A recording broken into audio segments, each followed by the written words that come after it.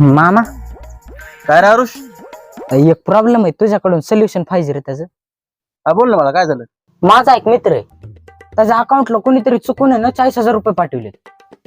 आता ते कन्फ्युजन मध्ये की ते पैसे त्या माणसाला परत पाठवाव का स्वतःला ठेवाव. आता आरुष, मला विचारशील तर तुझ्या मित्रानं ते पैसे त्या माणसाला परत केले पाहिजे, कारण आपल्यासारख्या सामान्य माणसाचा एक दागिना असतोय, ती म्हणजे आपली इमानदारी. आणि काय माहिती ज्या माणसानं चुकून पैसे पाठवलेत त्याला लय गरज असेल त्या पैशाची तर.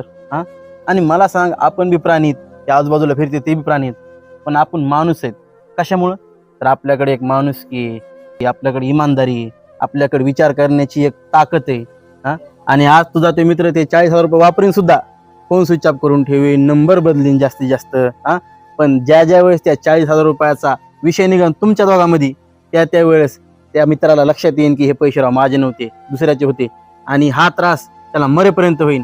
त्यामुळे मी म्हणतोय की त्यानं, तुझ्या मित्रानं ते पैसे त्या माणसाला परत केले पाहिजे, असं माझं म्हणणं आहे. आता निर्णय तुमचा आहे बाबा.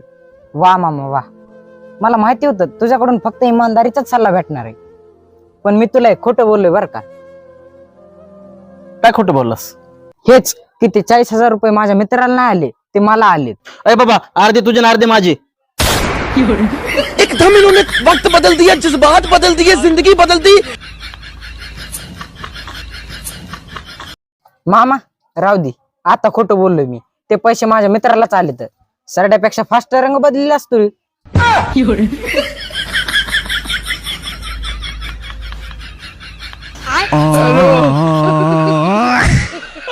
Fiore.